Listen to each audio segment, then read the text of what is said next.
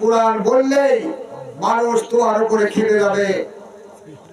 ওয়াইযা তুতলা আলাইহিম আয়াতুনা বায়্যিনাতিন তারিফু ফি উজুহিল্লাযিনা কাফারু ওয়াল মুনকার ইয়াকাদুনা ইয়াসতুনা বিল্লাযিনা ইয়াতলুনা আলাইহিম আয়াতিনা কুল আফাউনাব্বিকুম বিশাররিন মিন যালিকুম আন-নার।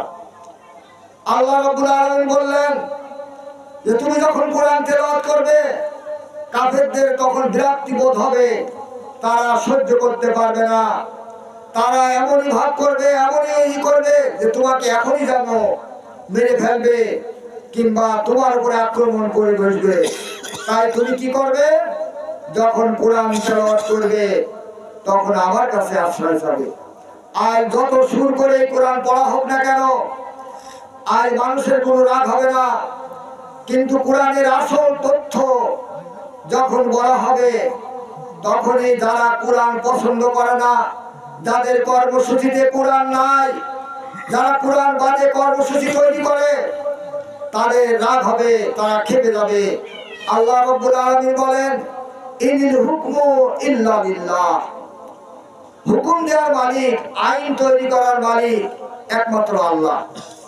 এখন আইন তৈরি করার মালিক একমাত্র আল্লাহ এ কথা বললে যারা নিজেরা আইন তৈরি করে, যারা নিজেরা আইন তৈরি করে মানুষের উপর চাপায়, তাদের অবশ্যই রাগ হবে, তারা এটা সহ্য করবে না।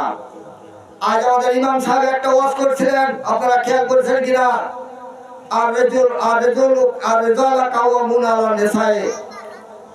পুরুষ নারীর কর্তা। যে সমাজে, যে দেশে, যে নেতৃত্ব যদি নারীরা দেয়, আল্লাহ রসুল বলে ওই জাতি কখনো উন্নতি করতে পারবে না। এখন এই আয়াত কোরআন শরীফে আছে আর-রিজালু কাওয়ামুনা আলান নিসাই, নারী পুরুষের অধীনে থাকবে, পুরুষ হবে নারীর কর্তা। তো এই যদি আপনি ব্যাখ্যা বিশ্লেষণ করেন তাহলে আপনার উপরে বাধা আসবে। আর সুর করে যতই তেলাওয়াত করেন না কেন আপনাকে কেউ কিছু বলবে না। আর একটা আয়াত দেখেন পরে, ইয়া আইয়ুহাল্লাযীনা আমানুত্তাকুল্লাহ ওয়াবতাগু ইলাইহিল ওসিলা, তোমরা আল্লাহকে ভয় করো এবং ওসিলা অন্বেষণ করো। কিন্তু ওর পরে আর খানিক আছে, ও জাহিদু ফি সাবিলিহি লাআল্লাকুম তুফলিহুন। ওইটুকু তারা বাদ দেয় যে ওসিলা ওটাই হবে আল্লাহর রাস্তায় জিহাদ। জিহাদ মানে মারামারি কাটাকাটি নয়। আল্লাহকে যদি ভয় করতে হবে এবং জিহাদের ওসিলায় আল্লাহ এবং রসুলের নিয়ম মাফিক জীবন চালনা করতে যে বাধা আসবে, সেই বাধার তার মোকাবেলা করা, সে হাত দিয়ে হোক, কথা দিয়ে হোক, যে কোনো ভাবে, যে যেমন সে সেভাবে দেবে। যদি আপনার সামনে কোনো অন্যায় অপকর্ম দেখেন তাহলে সর্বপ্রথমে আল্লাহ রসুল বলছেন তোমরা হাত দিয়ে বাধা দাও। ফামান জাহাদুম বিয়াদিহি, তুমি তার সাথে ক্ষমতা, যে হাত মানে ক্ষমতা, ক্ষমতা দিয়ে বাধা দাও। আমান জাহাদাহুম বিলিসানিহি ফাহুয়া মুমিনুন, আর হাত দিয়ে যদি বাধা না দিতে পারো তাহলে কি করো? তুমি মুখ দ্বারা, কথা দ্বারা তাকে ঠেকাও। আর তাও যদি না পারো, আমান জাহাদাহুম বিকালবিহি ফাহুয়া মুমিনুন, তাহলে তুমি কি করো? তাহলে তুমি অন্তর দ্বারা ওটাকে পরিবর্তন করার জন্য প্রচেষ্টা চালানো। যে একটা অন্যায় হচ্ছে, এখানে মদের দোকান, চায়ের দোকান, বিভিন্ন রকমের অন্যায় অপকর্ম হয়, গাঁজার দোকান, আপনার কথাই হলো না, ক্ষমতায় পারলেন না, তখন আপনি কি করবেন? মেম্বার চেয়ারম্যানদের কাছে বিভিন্নভাবে যুক্তি পরামর্শ করে এটাকে বন্ধ করা যায় কিনা। এটা হলো শেষ পর্যায়ের ঈমান। তো যখনই আপনি এই ধরনের কথা বলবেন তখনই আপনার উপরে খেপে যাবে।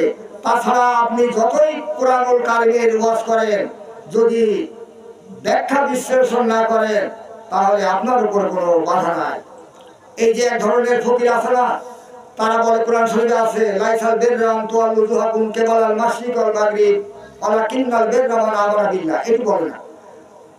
আল্লাহ রাব্বুল আলামিন কোরআন শরীফ বলছে তুমি পশ্চিম এবং পূর্ব দিকে যেদিকে মুখ ঘোরাও না কেন সেদিকেই আমি আসি, আমার ইবাদত হবে। এই আয়াতটা নাযিল হয় রাসূল সাল্লাল্লাহু আলাইহি ওয়াসাল্লাম যখন ওই যে বাইতুল মুকাদ্দাসের দিকে ফিরে নামাজ পড়তেন। আল্লাহ রাব্বুল আলামিনের দিকে মনে মনে তিনি করতেন, যদি কাবা ঘর যদি আমার কেবলা হতো তাহলে ভালো হতো। এই মনের এরাদা এই করতে করতে উনি 2 রাকাত নামাজ পড়ার পরে আল্লাহ রাব্বুল আলামিন ঘোষণা করলেন, এখন তুমি 2 রাকাত কাবা ঘরের দিকে ফিরে নামাজ পড়ো।